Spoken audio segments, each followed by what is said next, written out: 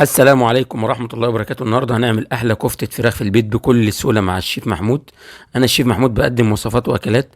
إيه رأيكم في كفتة الفراخ وجمالها ولونها كده؟ هتقدروا تعملوها في البيت وهتدمنوها، أولادكم هيدمنوها وأنتوا هتدمنوها.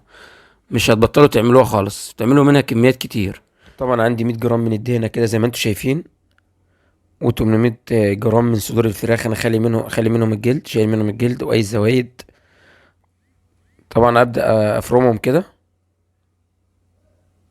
في المفرمه بتاعتي كده. 800 جرام من الفراخ و100 جرام من الدهن، هنديهم فرم على الخشن كده زي ما انتم شايفين كده.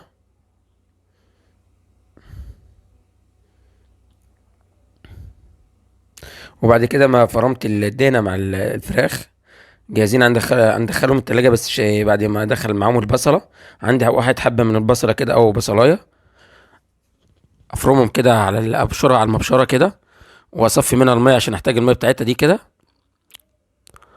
عشان اشك بقى الفراخ. وبعدين انزل بالبصلايه بعد ما صفيتها كده وارميها على جنب. اعجنهم مع بعض عجنه، بس هديهم معلقه ونص من الفلفل الاسود صغيرين، ورشه ملح او معلقه ملح صغيره، واعجنهم عجنه كده وادخلهم التلاجة لمده ربع ساعه عشان يتماسكوا. العجينه تكون متماسكه كده مع بعضيها عشان وانا بشكها ما تفرولش مني. طبعا لو عندي خضره اقدر احط فيها خضره، بس انا ما كانش عندي خضره، حطيت فيها فلفل رومي متاح. وافرمهم برضو واعجنهم عجنه كويسه كده.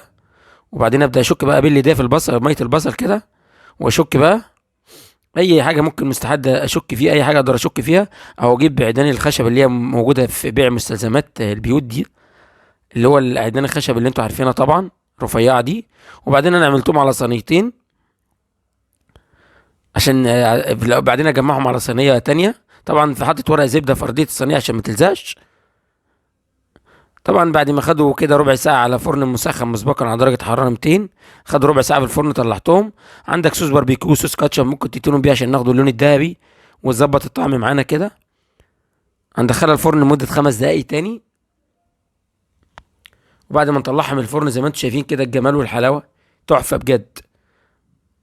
اعملوها وقولوا رايكم فيها.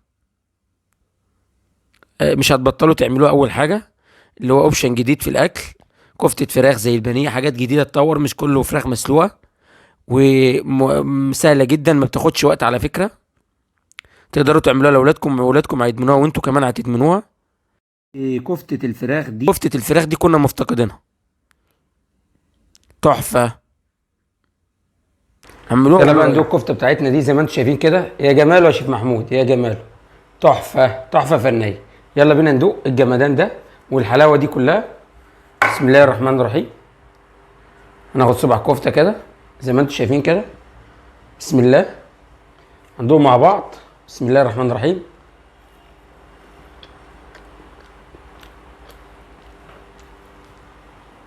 تحفه. بسم الله ما شاء الله. بسم الله الرحمن الرحيم. تحفه فنيه. صلوا على النبي.